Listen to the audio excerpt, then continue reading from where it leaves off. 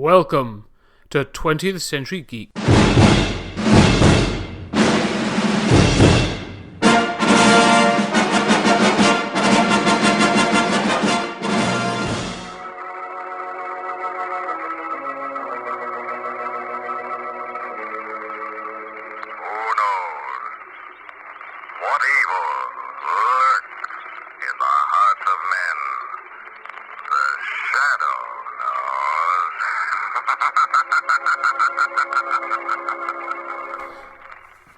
And with those ominous words, the shadow was born, and a new era of heroes leapt into pop culture. Ladies and gentlemen, welcome back to 20th Century Geek. I'm your regular host, Scott Weatherly, and today we're going to be talking about the Pulps.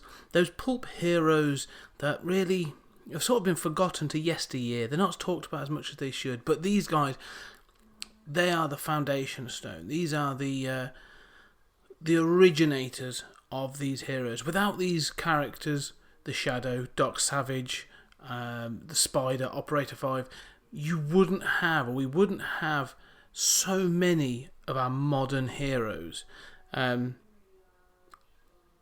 These are so fundamental to our pop culture history that it's unbelievable. Yet they don't get talked about enough or hardly at all in the mainstream, and I think that's tragic. So today I catch up with author and pulp hero encyclopedia Jim Beard to talk about these characters, why they're important, and how their legacy is being carried on today in both the written word and by fans.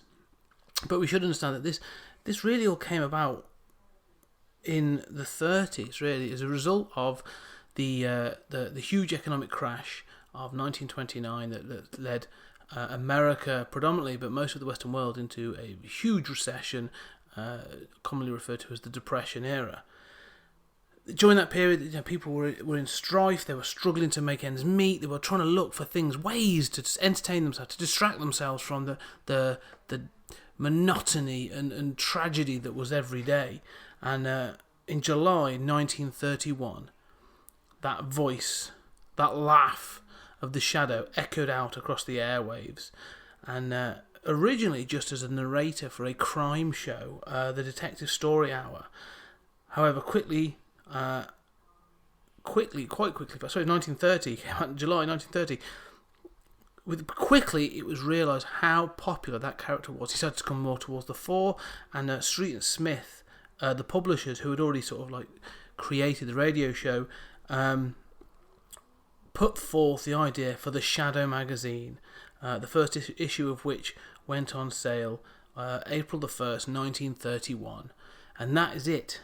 That's the start of the Pulps. From there, just a year later, we get Doc Savage. Soon after that, we get the Spider. And then so many more. Everyone from the Phantom Detective and Operator 5 to so many daft ones. The Purple Scar. And all these characters that without which you wouldn't have Batman, Superman, or anyone that's a man of mystery kind of character in modern history. I think like even the best examples, like The Question, would be an amazing pulp hero, or the Phantom Stranger. But you know what? I'm going to stop talking about them right now, and I'm going to hand over to myself and Jim Beard to talk more about these amazing characters and how they formed such a foundation element of modern pop culture.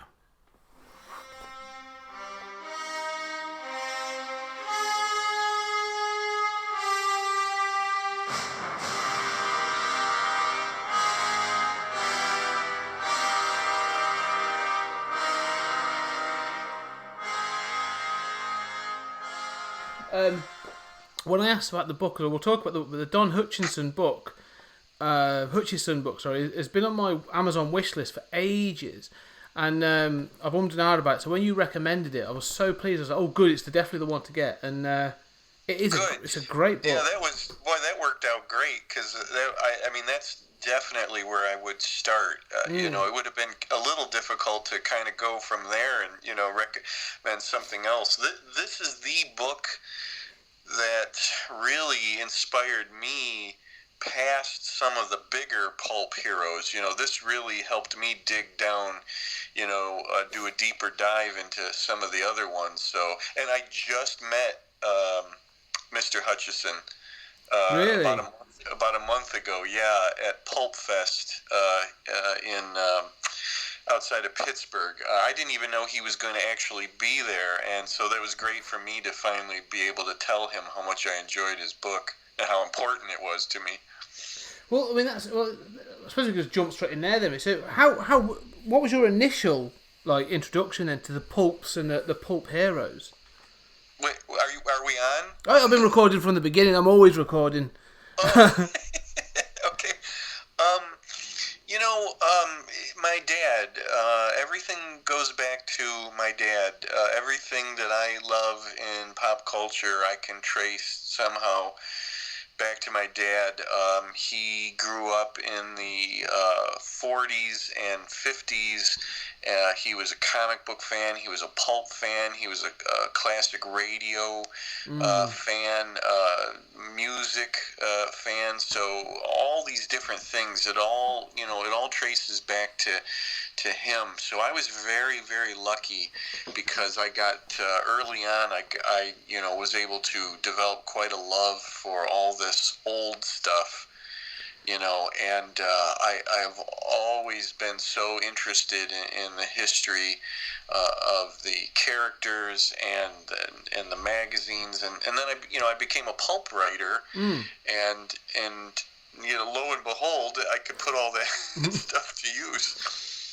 So you're a pulp writer. So what have you? So you've written tales for any of the characters, or is it just You know what? It's funny because there are original pulp characters from back in the day that are still owned by companies. The very biggest of them all are still owned by companies, and then there are quite a lot that are public domain. So I have not been, lucky enough to write Doc Savage and the Shadow and the Spider and all those very biggest ones. But I've actually written a few of the ones that have become public domain. The Black Bat, the Purple Scar, just off the top of my head.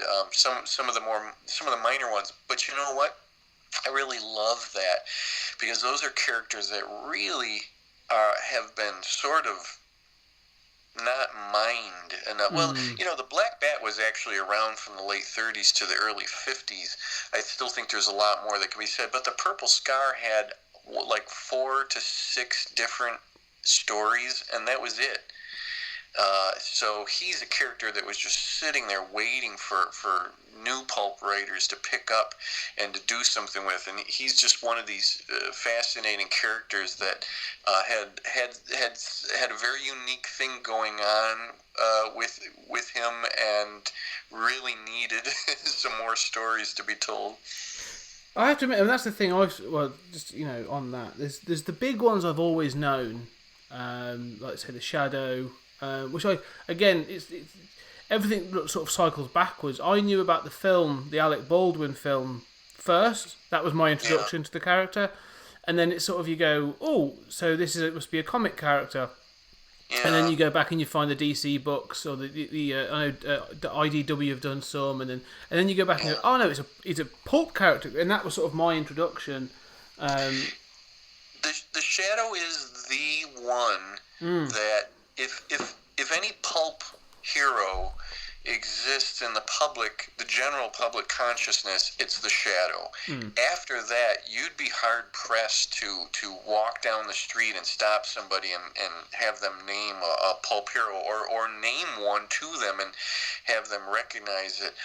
As huge as Doc Savage was, and as huge as he looms in pulp history, nobody outside of pulp fans knows Doc Savage. Nobody knows the Spider, G8. How many of these other different ones? It all falls to the Shadow. The Shadow had the benefit of the radio program to back it up. And so many different little catchphrases came out of that. The funny thing is that the radio version of the Shadow is very different from the pulp version. My father loved the radio version, and I remember after really kind of digging in and learning more about the Shadow much later on, and kind of comparing notes with him, and that's when I really realized that he and I were had different versions of the Shadow on our minds. And I'm saying, no, hey, I found out he's not really Lamont Cranston, he's really Ken Allard, this pilot. And he's like, no, no, to me he's just Lamont Cranston. It's like, no, you don't get it. He that's just one of his disguises. I definitely, I do love that about the character. He's a lot more, people who work for him other than Margot Lane. Oh, no, it's just Margot Lane. Well, because Margot Lane. He doesn't really cloud. She first appeared in the radios, didn't she? She was then introduced. Is that right? She appeared in the radio series first as a. Yes. Ooh. Yeah, and then adopted by the actual pulp novels. It's unfortunate because I know a lot of people who really love the Shadow radio drama, and on satellite radio I get a really great station called Radio Classics, and they play the Shadow quite a bit, and many different actors play the Shadow on that show over the years. Foremost would be Orson Welles, of course. But I can't get into that version, and I think it's because I read the quote unquote real Shadow in the pulp novels. And it's hard because one of the things that I really love about the Shadow is his network of agents. That's one of the parts of Doc Savage that I love so much, is his 5 comrades, that work for him. Really, you get to the radio drama, and it's Margot, and if I'm not mistaken, you get Shrevey, his driver, in the radio drama, and that's it. Limit the cast, limit the budget. Yeah, sure. No, and I totally get that. I think what they could have done is at least had one agent. That, he like this episode, it's Burbank. In this episode, it's one of the other ones. But they just decided to streamline it, and I understand that. But the whole thing about clouding men's minds in the radio drama, Lamont does not actually change into the Shadow. He does not put on the cloak and the hat and the scarf, or the putting the coat collar up, or anything like that at all. And he most certainly does not wield 45 automatics and deal some death with those.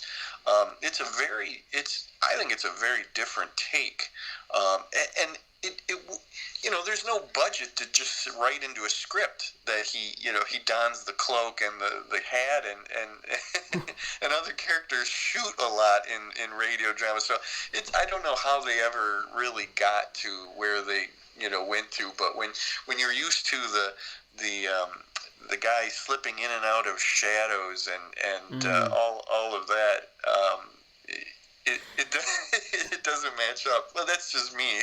No, I agree, because again, I only really listened to the radio shows relatively recently, literally in the last sort of year or 18 months, and the opener is so iconic, sure. Which is amazing, and I love that. But you're right, I think I find the radio shows tamer compared to some of the novels, and I haven't read a great deal. I've read 4 or 5. But there is a real difference, and I think I find the Shadow specifically. I mean, being probably the first, really, or the earliest ones, is his evolution in the novels. I read the first one. I forgot the first one, the very first novel, and he's not really in it. He does. No. There's the bit on the bridge at the beginning, then it follows one of his agents, really, and I was a bit surprised by that. Good book. Really? Walter Gibson, who, really, one of the co-creators of the Shadow, he has said before that the ideas were a little bit nebulous. It's funny because it actually began as a radio character, but only as a narrator. And then the magazine people approached Gibson and said, "Can you make this into a magazine character? Write novels about him." And it's fun because if you start at the beginning of the novels, when you start reading through, you can see this development. You can almost see Walter Gibson thinking through from one novel to the next and developing this character. He quite literally grows out of the shadows into a fully fleshed out character. Then when you get up into the post-war years, he is far more man than shadowy demon, figure that he is in the earlier novels. And they do finally kind of drop that whole Ken Allard thing, that's who he really is, and he more fully goes into he's Lamont Cranston, although obviously readers up to that point know damn well who he really is, but or is he? It's very, very different if you start from the very beginning. But it's one incredible evolution to watch. It is. I find it with a lot of the characters. I mean, you start, like you say, with the shadow, sort of the dark, and then you get almost like the antithesis of the shadow with like Doc Savage, who I've read the first couple of novels and then some of the later ones, and he almost appears fully formed.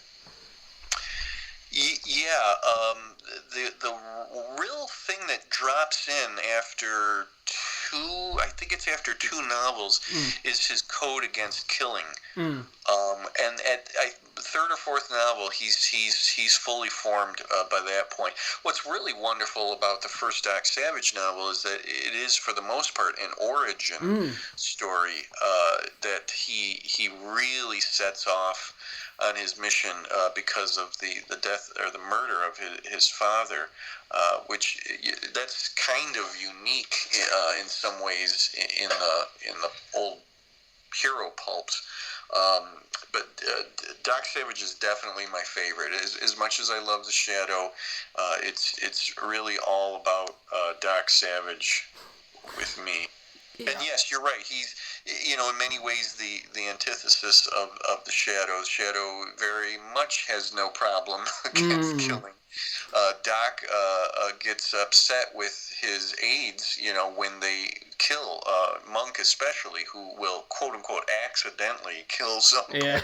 and he gets a big long frown and maybe even a little lecture from Doc. But I think it's in the second or third Doc Savage novel, he lives up to his name. He's up against a guy, and he's got the guy pinned against the wall with a table, and he pushes hard enough to cut the guy in half.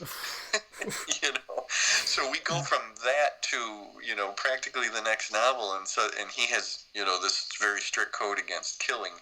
I like that because it's just another one of those things that sets Doc apart from other the pulp heroes who Doc does not use firearms unless he absolutely has to. Has the code against killing.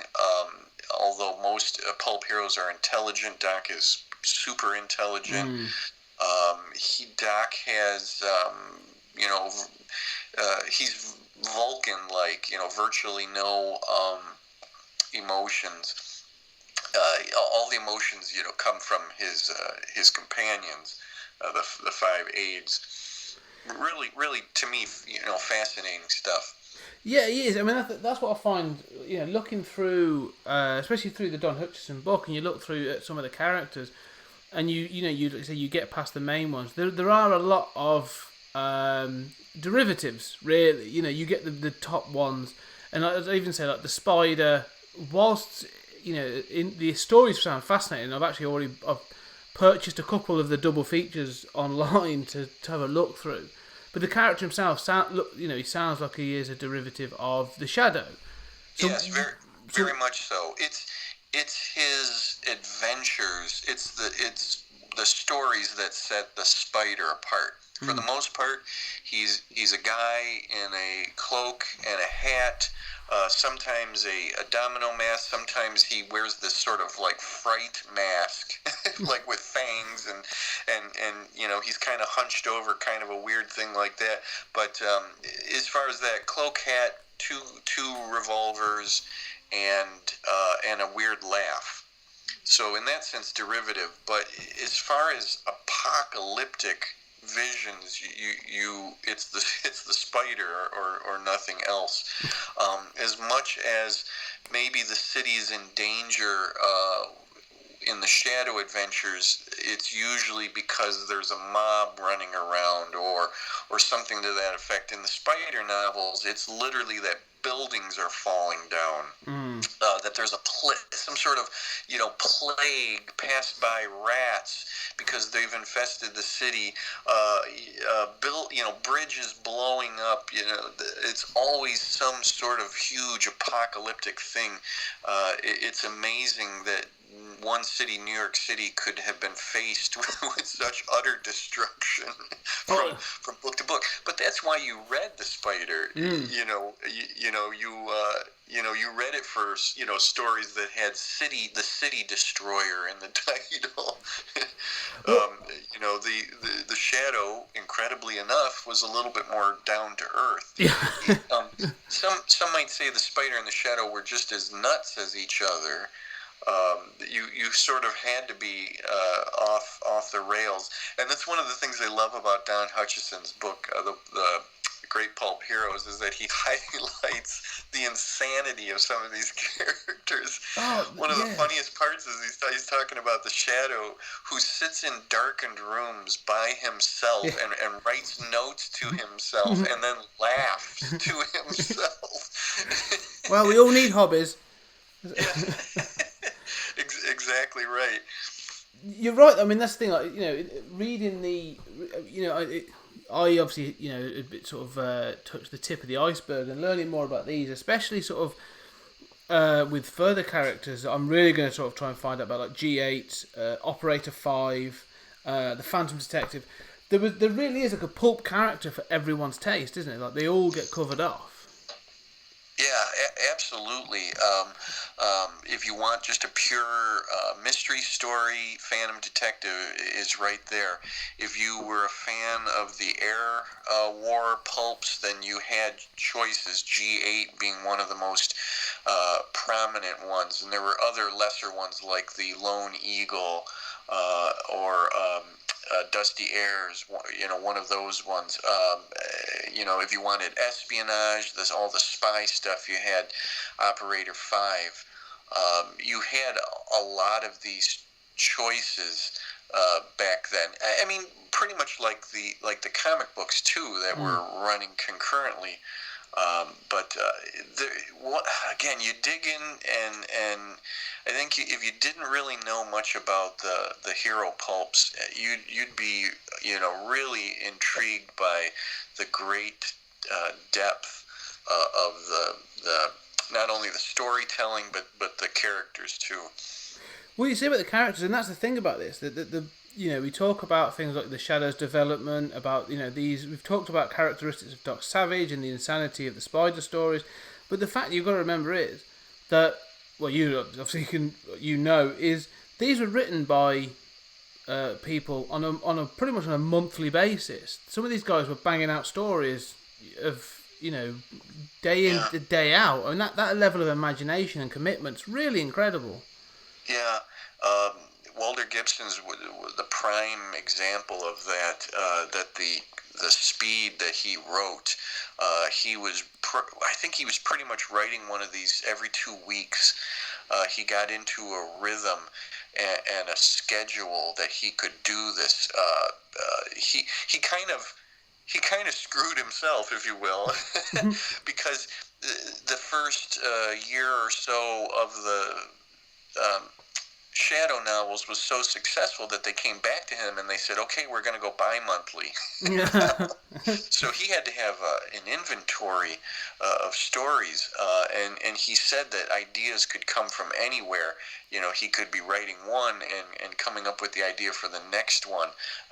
It's a schedule, and it's a regimen that today's writers, I don't know if anybody's matching it or doing anything like that whatsoever. These guys were, this was like a regular job to them. It wasn't necessarily a creative outlet, although it certainly is, as we can see it today. But they were like the comic book artists. They were like Jack Kirby, who always said, I worked so much because I needed to put food on the table. Yeah. Needed a roof over our heads. It was a job, and one that they took seriously. And if you took a break, or you got writer's block or something like that, you were literally endangering your livelihood. If you weren't in good with a publisher and you had to keep kind of looking for jobs here and there, that wasn't a good thing. The best thing of all is to get onto one of these characters and just start, as you say, banging these stories out. And sometimes the guys who wrote some of the regular recurring characters, they were also just doing one-offs, here and there. Some of them had how many different pen names that they were writing under. Well, that's the thing you say. I mean, that's the thing that you mentioned Walter Gibson and obviously like and Kenneth Robertson, who obviously did Doc Savage. But the thing is, like I say, not only were they like churning these things out and working to a quality, because I'd have to say, like, you can pick up any of these novels, like you say, Doc Savage, The Shadow, the ones I've really read, Justice Inc., so the Avenger, and they're actually really good fun. Like, I've read quite a few now, and they're really good fun. I've just picked them at random when I've been able to pick them up, and they're all pretty good quality. Yeah. And so that's what impresses me is these stories, that the imagination in the stories. But no one talks about these people. Like, no one says, "Oh yeah, they were really." You mentioned Jack Kirby, and Jack Kirby stands as they call him King Kirby. He's renowned as a great artist. Yeah. But these guys don't get talked about, and so they were working under house names must have been quite a shame. It's a shame, really. Yeah, absolutely. My hero, as far as a pulp writer, is Lester Dent, who wrote under the name Kenneth Robeson for Doc Savage. Not only because of the schedule that he kept, but in literally just the style that he wrote in. If there's any one style that inspired me the most as a pulp writer, it would be Lester Dent. I love the way he started off stories and then the way he started to dig into them. But you're right. No, you can't. Nobody would know outside of our world who Lester Dent was. Again, the closest you're going to get is Walter Gibson. He actually, if anybody turned it into something like an art form, it would be him. So many stories, but yet also very well written. Those first Shadow novels are just this close to being literate. There's a real grace, I guess, to them. They got a little shorter and a little punchier and quicker as they went along, sure, but you can see that his development, and I think maybe he was actually starting to look at it as a little bit more like, classier thing in the beginning, until he realized what his schedule had to be for him to get that work done. But yeah, there's so many unsung heroes. Now, among the pulp fans, these names are hallowed ground. Lester Dent and Walter Gibson, Hugh B. Cave, so many of these guys and so many of them who wrote under the house names, which was something that the publishers just truly felt was necessary back then, which is a real shame. We know them now thanks to pulp scholars like Will Murray, and that's a great thing, because we can really look at them, appreciate them, see where they came from, see how much work that they actually did, and then really sort of appreciate their styles, and you start to see that they all had different styles. Yeah, and that's it. I think like, they're sort of how sort of productive these guys are. It's so impressive. I mean, like I said, the different imaginations, the different characters. So really, I mean, the thing I'm curious about is, so why do they fade away? What? Why did the pulps fade yeah. away? It it some of it I think has to do with the war, and some of it has to do with the advent of paperbacks.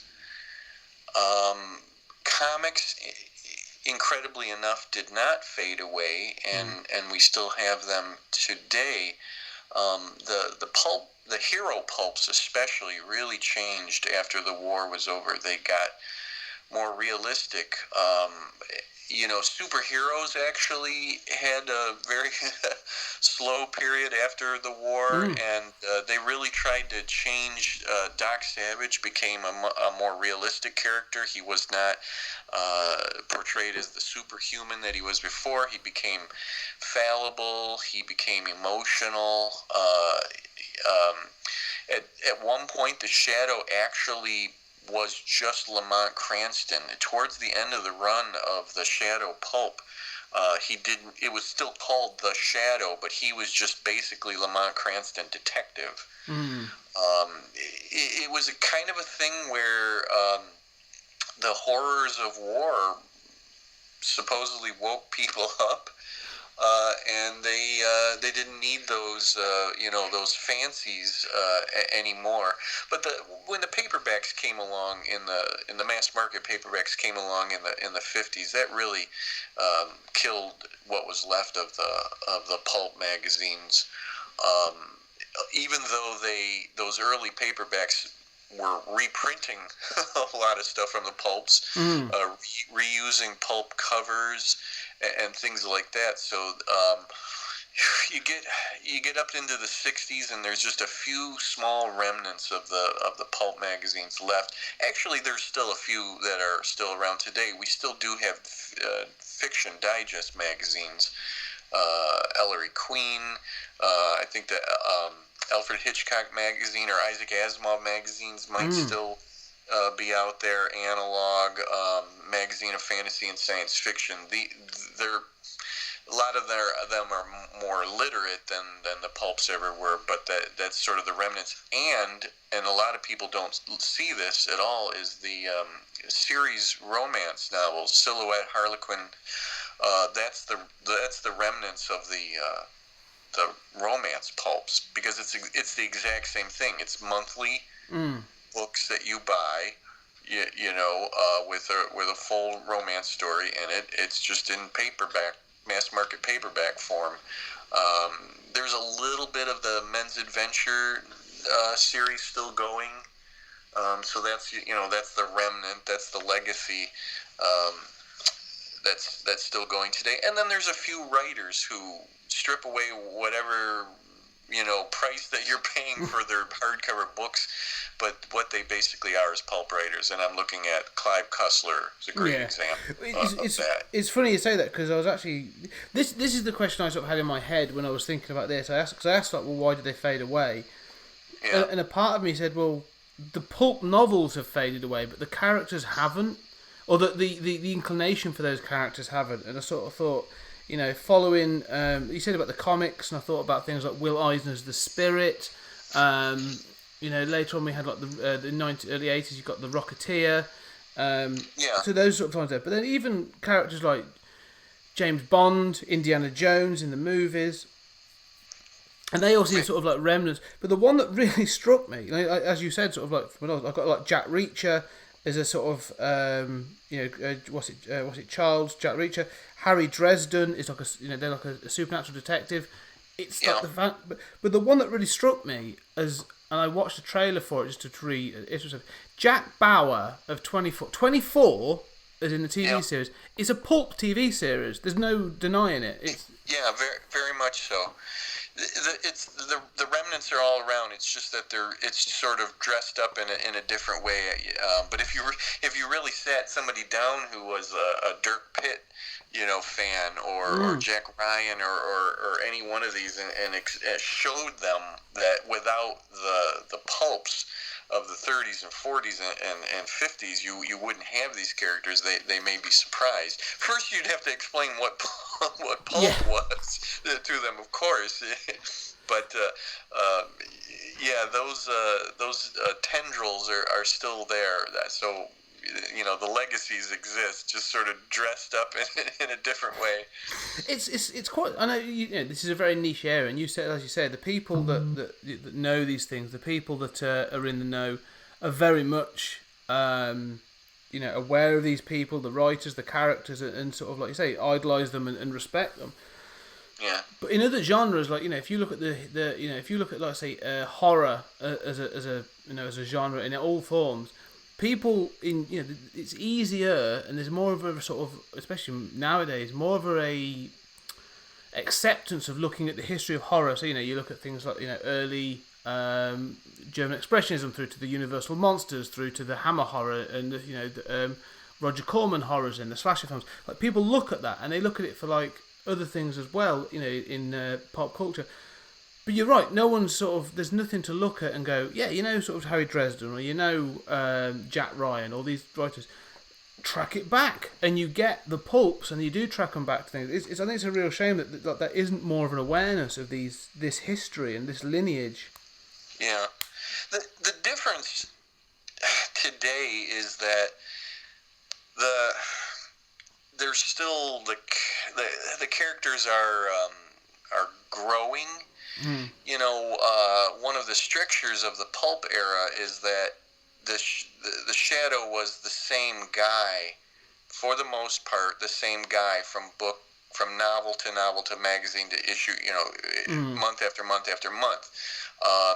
They actually could not really develop them. That was basically a publisher's rule. That for the most part, there were not continuing stories.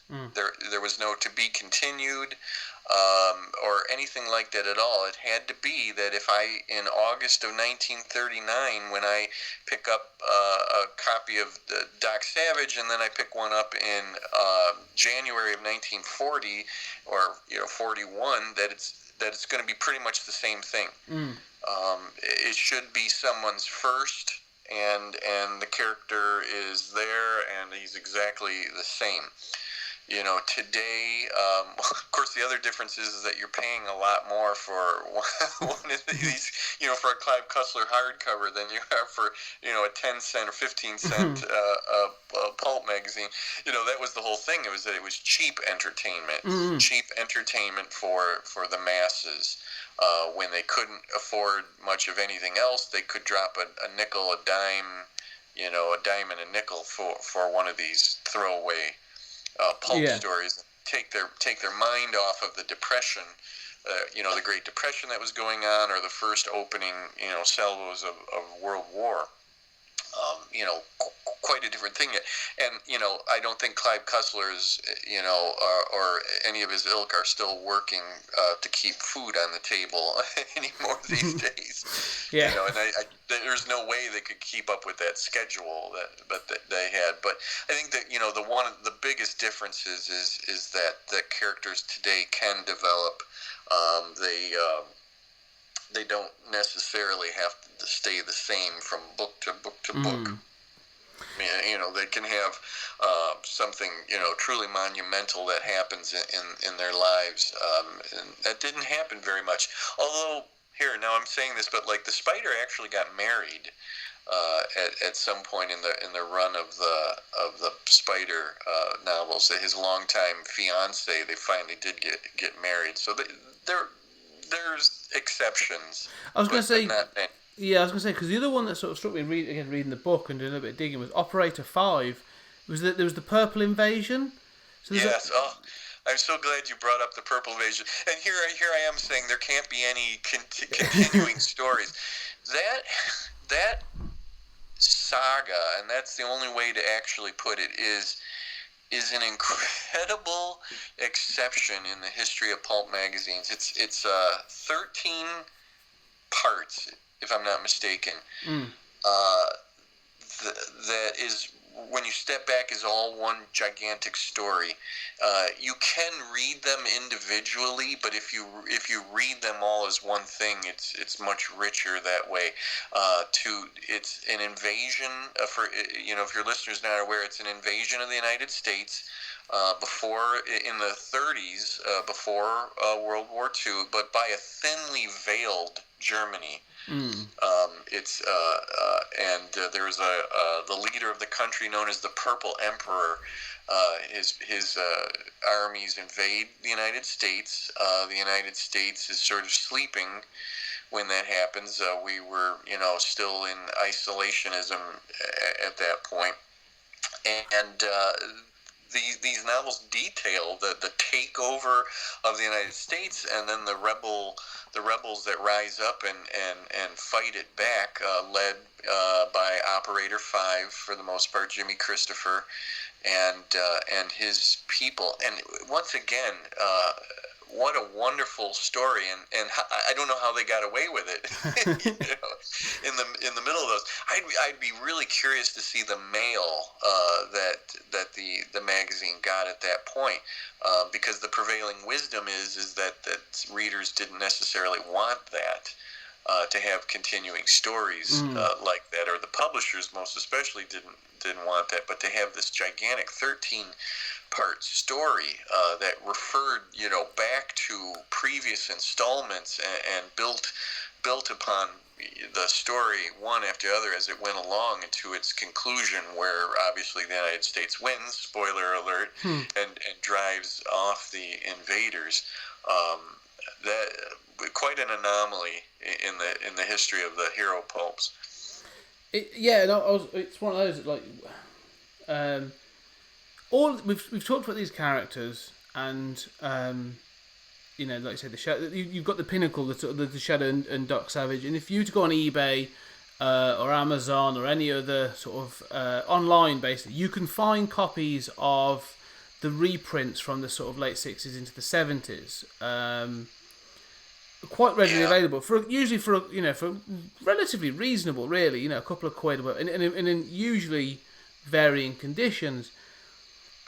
But beyond those, it's difficult to find some of these characters. Yes and no. It's actually, we're kind of in a golden age of pulp reprints at this point. Not too terribly long ago, when I first really started getting into reading the original pulps, it wasn't easy. I had to do searches to see what was reprinted and what was not. I used to look at a website that tried to keep a really good list of pulp reprints. In the 60s, there was quite a heyday of it. Bantam started doing the Doc Savage reprints, and that was successful. And Signet or Pocket, now I'm forgetting, did the Shadow reprints. And interestingly enough, what helped it along was the camp craze of the later 60s, driven obviously by the Batman TV series, that these original 30s and 40s pulp novels were seen as camp. So there were publishers who were kind of digging back into it and saying, hey, let's print, some Operator 5 novels or some Phantom Detective novels, but because it's so campy. It was great, but it was kind of for the wrong reason that they were doing it. But it was spotty. There were some very, very small fly-by-night publishers that were reprinting things. They did them as sort of periodicals themselves. And to try to find these, and you had to search eBay, and to get a reprint of the Octopus, the only issue of the Octopus, and it was reprinted in this really kind of tawdry periodical. But if you got it, they actually, like, it was all photocopied right out of the actual magazine, so you got the actual real layout plus the actual real illustrations, and that was really great. And then all of a sudden, a few years back, then we started getting some very good quality reprints, and now you have publishers like Altus Press that are digging deep into a lot of the major hero pulps have been reprinted. They're starting to look down into the backup features, which had recurring characters, and really digging out some of those and putting those into collections. So not only are we going to have Doc Savage reprinted and the Avenger and the Shadow, but we're going to have the Moon Man reprints. We're going to have the Skipper, and things like this, Dusty Airs, whatever, reprinted. So you can get quite a bit of it these days. And like you said, far more reasonable than trying to buy the original pulps, which talking hundreds and thousands of dollars to buy pulps in halfway decent shape. But it's a wonder that they exist at all. They were meant to be read and to be thrown away. Mm-hmm. And if you didn't throw them away, if you were around during World War II, then you were giving them to paper drives. Mm. And that pulp paper was going right back to its source material. So it is a wonder that so many exist today, and if there are any that are even in anything remotely resembling very good or excellent condition, that's a wonder in itself. But they are out there. There's still a lot of people that collect them. I go to a pulp show every year called Pulp Fest, which began as a pulp collectors show, but quote unquote new pulp has come into it now, so it's almost to the point where it's half and half there at the show. And you can walk around and you can discover pulp heroes that you maybe never heard of before in these fantastic reprints. Oh, cool. So what's that? Was it Altus Press? How do you spell that? Yeah, Altus. To me, they are one of the premier reprint houses. Girasol was doing the Shadow reprints. I'm trying to think of who does the Doc Savage one. They're either almost done with the Doc Savages or they are done with it. I think there's like 182, 83 Doc Savage novels from back in the day. There were far more Shadows, 200 into the 200s or more than that. Wow. So there's more to reprint of them, but you can at least get a sample of everything out there. Not so much Operator 5. You can get some of the 60s paperbacks of Operator 5, but not the Purple Invasion. The Purple Invasion was reprinted at least in part in the 90s in some of these reprint periodicals, but not the whole thing. If I'm not mistaken, somebody is attempting it again, but they're doing it issue by issue instead of what I would prefer, which would be to collect it into just a couple of volumes. Yeah, that would be so. It would be amazing. I mean, just the thing is, like you say, you're triggering my brain. It's like, I've got to look into this. I've taken a note of Altus Press, and my collection at the moment is very much those sort of 60s and 70s reprints that I've been managed to pick up. And I've also got 4 of the Golden Press, the hardback Doc Savages. Yeah. Which are really nice. And some other bits and pieces. But I will definitely look into those reprints. Because the thing you mentioned as well, that sort of, before and with these reprints is I think they do on some of these. I think because now you've mentioned it, I'm thinking I've seen them. Is they're actually like reprinting the covers as well. So they're sort of, and which are awesome. I think some of the original cover artwork as well were. I mean, obviously they were there to sell the book, so they were pretty impressive works. Yeah. Altus is doing a wonderful job. The reprint houses, they're no longer scanning necessarily the actual pages, but they're reformatting them, retypesetting them in a way that echoes that.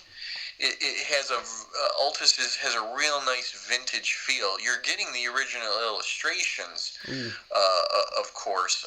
There's some fantastic more recent Spider reprints. I think you said that, where you get two in one volume. That's the same way they're doing the Dark Savages and the Shadows too. You get two in one volume. But that's what's nice, because that's, to me, part of the magic of it is not only the story itself, but to see these illustrations. There were some of these illustrators that were working to do the interior illustrations, that they were just as good as the guys that were painting the covers. And talk about underappreciated. And these days, we're really starting to appreciate the cover artists, but still, the guys doing the black and white pen illustrations on the inside are still not quite getting their due. But it is happening. You go to a pulp show, and chances are you'll get in the evening there'll be a talk where they're going to zero in on one of these illustrators. A few of whom might still actually be alive. There's still a few pulp writers alive, and maybe one or two of these illustrators, or you'll find their children who are picking up the mantle and becoming very, very learned about their famous parent, and then going around doing talks so that this information doesn't die. And I'm glad they're doing that, because I do think, for me, this is a relatively new area of sort of 20th century pop culture that I'm interested in. But it really is sort of, I'm glad it's been kept alive, and I'm glad there are people that are really sort of and keeping it going, and finding new ways to develop it, because they're actually really important. That's me. yeah. No, I think you're doing good work. Thank you. Because they really are really important in both a pop culture history, in a social history, in their legacy. It's incredible. Yeah, it's a form of fiction that was absolutely shaped by the environment at the time. Without the Great Depression, without World War, this stuff wouldn't exist like it did. It's such an important part of the 20th century in pop culture, and it's a shame because so many people don't know about it. Like I said at the beginning, I was very lucky. I have a father who loved it all and lived through it all, and passed it on to me. Not everybody's that lucky, but the really cool thing is that we're seeing more and more younger readers picking up new pulp, like the type of stuff like I'm writing, and getting interested in it, and then hopefully they're turning around and saying, well, what came before? What are you working off of? And then we just say, okay, 2 tables down is Altus Press. Yeah. And there's a cornucopia of reprints that you can, and here's a few that we would recommend, or here's my book right here is inspired by that character right there, and this is happening. It's not a lot, but it is happening, and it's keeping it alive. But that's the great thing, and that's how you start. There's always a starting point. Like I said, my introduction was the Shadow and the Rocketeer. And then you go, I like these characters, and then you dig in a bit more, and you find something else, and you find something else, and you track it back to that source, and it's incredible. Do you think that these characters could gain mass appeal again? Do you think there's something that could trigger an interest in these again? Yeah, it's going to take a massively successful big budget movie. It's been tried a couple times. Really, the first real swipe at it was the Doc Savage movie, the George Pal Doc Savage movie, which most of us, are not necessarily me, but when I say us, the pulp fans that are around today sort of hang their head in shame about. Let's be fair. Every genre's got that film. Yeah, sure. It got a few things right, and it got a lot of things wrong. It was unfortunately made during the camp era, and there's so much of that instilled in it. Doc has never been attempted again, although every 6 months it seems like we hear another report that, so-and-so's doing Doc Savage. I mean, it's going around right now. I'm trying to think of who it is that supposedly... Well, it's supposed to be Shane Black is writing and directing, and Dwayne "The Rock" Johnson has apparently signed on to play Doc Savage, so... Yeah, but how long has this been going on? You know what I mean? I don't know. The Alec Baldwin Shadow movie kind of came and went. Again, far more than the Doc Savage movie. There was, let's call it a lot right, but still some things wrong. And that, is barely remembered today. It has a great opening. The opening is ripped right from the pulp novels, and then it kind of goes off the rails a little bit, after that. One of my personal favorites is the Phantom movie. The Billy Zane one? Yes. Now, arguably, the Phantom, not exactly a true pulp character. He's a comic strip character, but he is, for the most part, lumped in with the great pulp heroes, and it has a very great pulp feel to it. When Treat Williams is not only chewing the scenery, spitting it out, picking it back up and chewing it again and spitting it out, it actually is quite a competent Phantom movie, and I just love Billy Zane in it. I think he was did a fantastic job. He's got a certain sort of twinkle in his eye about the whole thing, a bit tongue in cheek, which is... Oh, absolutely. Your dog is a wolf. Yes, he is. And he's smiling from ear to ear. Obviously Indiana Jones. Obviously Indiana Jones didn't exist, before the 80s, but very much a pulp hero, and very much of that tradition of the serials, movies back then, and the pulps themselves. There have been Tarzan movies. Tarzan, very much a pulp character. We had the John Carter of Mars movie, which I have a few friends who worship that movie. I think it's massively underrated. I really enjoy that film. And what the reasons why these movies just can't seem to make it. Obviously, Tarzan has had the most success over the decades in the movies, but with changes to make it more palatable for mass audiences. I've said it. I love Doc Savage. Just love everything about it. But to bring the true Doc Savage to the screen is probably impossible. First and foremost of it is there's no romantic interest, in those novels. If there are women in it, Monk and Ham will fight over her a little bit, and she only has eyes for Doc, and Doc, just completely ignores her. You can't get away with that in a movie today,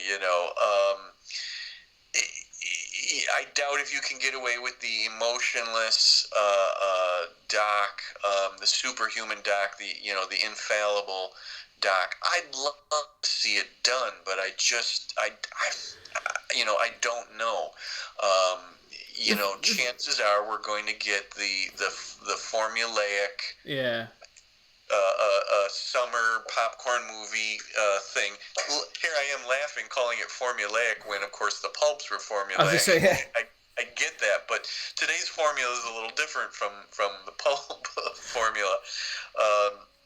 I don't know. I'd love to see The Shadow attempted again, but I will bet you in Hollywood they still have some memories of that Alec Baldwin film. Well, it's Anybody interesting. who brings it up, they're going to say, "Look, it didn't work." Well, it's interesting because John Carter didn't work. The last Tarzan movie didn't work. The last Conan movie didn't work. Yeah, they've really. The thing is, I think that's the problem with this period. That I say they've got had a bad taste for them because they haven't been done right. I think there's been a real sort of. I really like The Shadow, and I think it's ironic that there'd be no Batman without The Shadow, but you wouldn't. Yeah, absolutely. But you wouldn't have the Alec Baldwin Shadow without the 1989 Batman. So it's they've paid each other off. But you're right. The early for about 1980, in my experience, there's just these sort of like these pulpy films that keep popping up. They raise their head up and they're of varying quality. Like I'm like you say, Indiana Jones. Massive fan of Indiana Jones. I love Indiana Jones. But then you get the early 90s. There's a space of them. You get The Shadow, The Phantom, The Rocketeer, Dick Tracy, and they tried all those things, and they all sort of. Again, I think some of them are really underrated. But you also get like the not so much, almost like the satires and the sort of like not the rip-offs, but they've tried. So you get things like Jake Speed in 1986, or Buckaroo Banzai, and Sky Captain: The World of Tomorrow, and these other ones. Buckaroo Banzai, the best Doc Savage film ever. Yes, it is. It's great. It is. Yes. I'm so glad that you brought that up. I didn't know if it was fair game, but it is. It's Doc Savage. But again, was that a successful movie?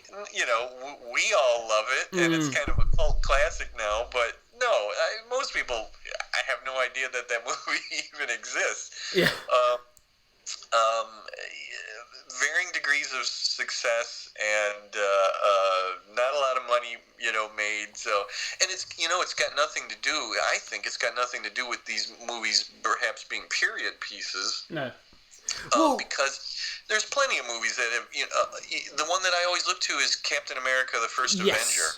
Well, and Wonder Woman. Wonder Woman was a first. Yeah, that we had a successful movie set entirely during World War II. And World War One for Wonder Woman, and with a female lead, says something right there. But they would have to make the characters more human. Yeah. I think you're right. I think there is ways. I always say about these things, and because there's characters in both comics and novels and all these things. I always think, they're never going to happen, and then someone will do it, and if he's got the right writer, it will happen. I think the great example for me of a film which I think is almost spot on in essence and characterization, but didn't land is Dredd, the 2012 Dredd movie. With Carl Urban. Yeah. It's a fantastic. It's one of my favourite films. It's an amazing Judge Dredd film. It's an amazing interpretation of Judge Dredd, but because because Judge Dredd, like you say, is emotionless, is brutal, is almost fascist. Like it didn't land at all in the mainstream, and like you say, you sometimes have to change those elements to make it into a mainstream feature. How was it received by Judge Dredd fans? Dredd fans love it. Dredd fans almost unanimously think it's. To be fair, you have the Stallone version to compare it to, so it's not exactly a high bar to cross. But I'm a massive Judge Dredd fan, and I think other sort of 2000 AD and Dredd fans are really are more. So this and John Carter, I guess, shows that they can be done right, but they're not going to be successful. They're not going to be one of the Marvel movies. They're not going to be Star Wars. I don't know what it's going to take.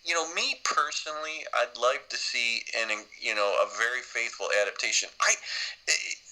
If the Doc Savage movie is not just ripped right from the pages of one of the mid-30s Doc Savage novels, I'm probably not going to be interested. I don't personally, I don't get it. It's like, why not have something different? You know, why not offer something to movie audiences that isn't that same old thing? And you know, to try a superhuman character on them. That, you know, doesn't necessarily have to have a scene where they cry over something, or, you know, or whatever. A superhuman character can still, face defeat and then rise back up again, and all of that. You know, I mean, Doc is stymied, you know, many times during the original novels, but he's always going to triumph in the end, of course. But, you know, why not try something, you know, like that, and see? But you know, we all know how Hollywood works, and that's not the way they approach things.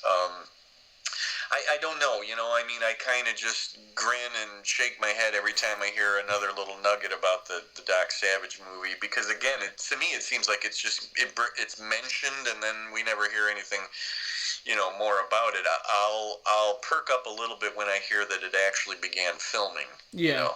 I have hopes. I would love to see one. The Rock is necessarily the greatest choice for that. I'd much rather seen some unknown, you know, actor in it, because these guys always bring so much baggage with them. Yeah, they've got to do their thing, their shtick, their sort of personality, which, like you say, could sometimes they have to adapt the character for that. But no, I agree. I'd love to see some of these make a comeback in some sort of form, and it doesn't even have to be a movie. You know, with like HBO or Netflix or. You know, they're the ones that take the chance. You know, Netflix do the Purple Invasion. I mean, you know, post-apocalyptic stuff is, you know, we're riding the wave of that. Why couldn't the Purple Invasion series be the next Handmaid's Tale? Yeah, no, seriously, you're right. Maybe I'm stretching it a little bit, but you know what I mean. It could be done. Well, they put on, you know, like having sort of compared them things to like Jack Bauer in the binge-worthy TV. I think maybe that's the way to go. Is a 10-part TV series about the Shadow, Doc Savage, or the Spider, or Operator 5, or whatever. Here, I'll bring it home a little bit more. Why can't it be the next The Man in the High Castle? Yes, exactly. Yeah. There you go. Yeah, it's possible. I mean, that's it. Maybe that's it. Maybe, you know, movies are no longer the pulp format. Maybe it is. Amazon and Netflix and HBO, they're the way to go. That's where these characters can land, and we can be more accurate and more truthful, honest to the characters. That'd be amazing. Yeah, the Spider series could be the next, you know, Sharknado. It's just as wild, right? Yeah, seriously. Like you say, and because there's so many different types, why couldn't it be? You've got the Phantom Detective and have a detective series, or you know, Sherlock was so successful. Right, well, let's do the Phantom Detective, or the opportunity. Talk about your most successful pulp character of all time would be Sherlock Holmes, which everybody forgets is a pulp character. Yeah, exactly. So these characters do live on, and they can be adapted and changed. And I think that would be amazing. Yeah, that would be so cool. So I'll tell you what, we're going to start looking to wrap up, but before we do, Jim, so you have written some of these pulps. So where can people find your work? Where can people find your pulp stuff and anything else? First and foremost, I invite everybody to head over to Amazon and Amazon.com/author/Jim Beard, JimBeard, and you'll see all my books there. I call myself a writer of adventure fiction. That's just sort of a dumbed-down way of saying I'm a pulp writer. It saves the explanation to people of what pulp is. But what I do is I write in the classic pulp style, but I'm adapting it to different things. I do write actual classic pulp, but I am also looking for something else to adapt it to that maybe that all those publishers and writers back in the 30s, 40s, and 50s didn't really think of back then. And I'm also doing more licensed fiction now, which has just been a real thrill, and I've gotten to work with Spider-Man, the X-Files. Wow. I did a Planet of the Apes anthology, and so if you read my stuff, you're still going to see that, my pulp sensibilities coming through, even though I'm maybe working in somebody else's universe. If you go on Facebook, you can find me at my so-called fan page. I have friends, not fans, but I called it that. It's called The Beard, the Jim Beard fan page, and you'll be able to find that at Facebook and on Twitter. Even though I don't tweet that much, I'm at Writer Jim Beard, all one word, Writer Jim Beard. Excellent. I will be checking out your books, no doubt. I guarantee. Thanks. And thank you for taking the time to talk about this, because I've been wanting to talk about the pulps and pulp heroes for ages. So great. I'm so glad Julian recommended you. It's been fantastic. Oh, yeah. I believe me, this is a real thrill, because I can talk about the pulps, on and on and on, because it's endlessly giving. It's the gift that keeps on giving. When there's so many wrinkles to it and so many layers. And I love what you said. You start into this one thing, and it leads to another, which leads to another, which leads to another. I highly recommend to everybody, it's Don Hutchison's book. If you really want to get a good overview and a very well written, funny overview, even at times when he calls out some of the more the odder things about. It's Don Hutchison, The Great Pulp Heroes. And he walks through not only the big guns, but some of the smaller pea shooters too. And I swear you're going to find at least one character where you go, oh, I gotta find these books. Oh, there's been more than one. That sounds amazing. There's been more than one. A World War I pilot whose adventures suddenly turn into future stories with weird-sounding aliens, and then go back to World War I adventures. I gotta find that. What's that all about? I was say you said there's one character. I'll tell you what. Yeah, this book it's so good. It is a fantastic book. It's on my shelf now. And there are I've got a list of all the ones I've got to check out. Like you say, G8. Operator 5 is on there. I've got to read an Operator 5 novel. I'm really looking forward to getting into that. Good, yeah, and try to find something from the Purple Invasion, even if you don't necessarily start at the beginning. When a foreign country takes over half the United States up to the Mississippi River, it's really something. But it's been and before World War II, yes. That's the amazing. So what it is now is it's alternate history. Yes, it is. That's how we can read it now. It's not the future that could happen. It's an alternate history of the United States. I think that's how we should badge it. Let's say a collection of that. A single volume would be awesome, or a couple of volumes. Jim, we will have you back on. I think we'll do it. I wouldn't mind doing a sort of a deep dive on a single character. If you want, we could we'd do a deep dive on a Doc Savage, or even one of the lesser ones, to sort of really sort of bring out some of the more unusual tales and characters that are available. Great. I'd love that. That'll be great. Cool. Thank you very much. I'll let you get back to your day, and I'll be in contact. All right. Thanks a lot. Thanks for having me. Not at all. Brilliant. Thanks, Jim. Take care. You too. Cheers.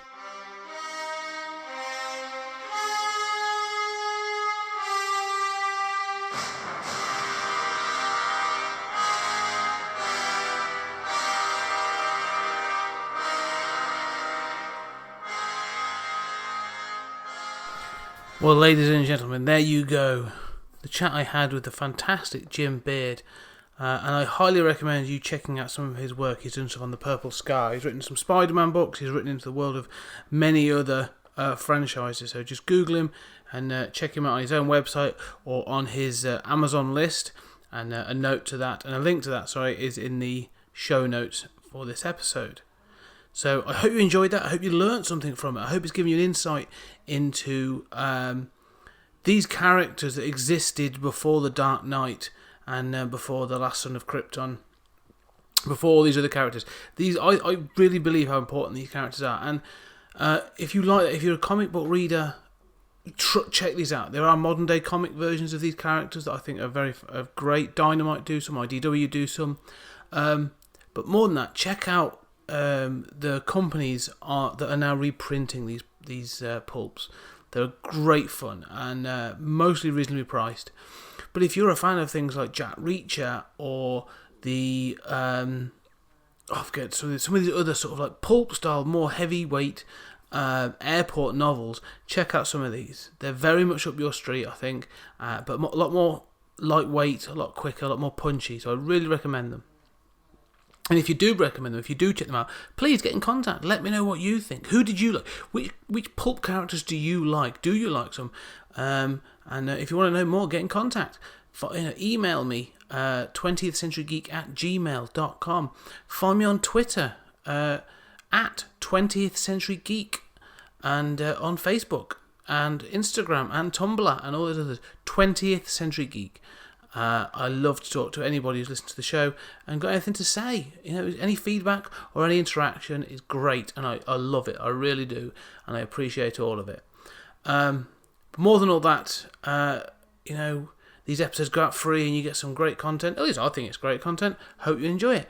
But we've got more content out there. We've got some other stuff. We've got a monthly movie review that's going out, and also I'm writing sort of blog entries on 100 years of pop culture, little snippets of history from the sort of more obscure areas of pop culture history and why they're important.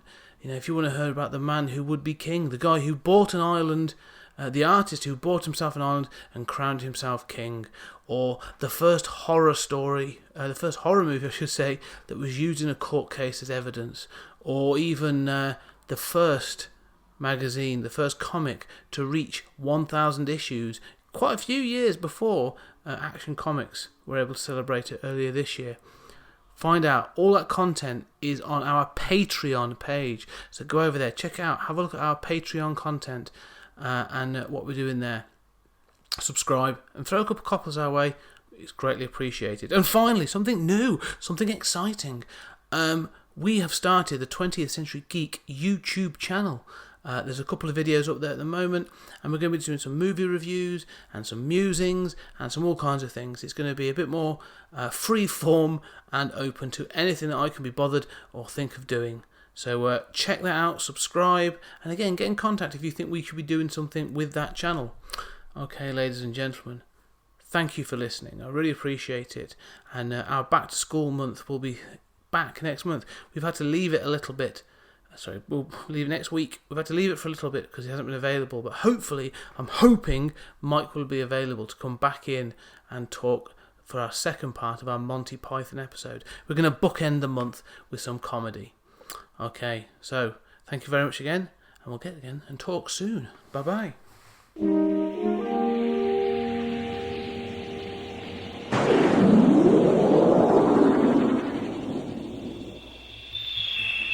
Thank you.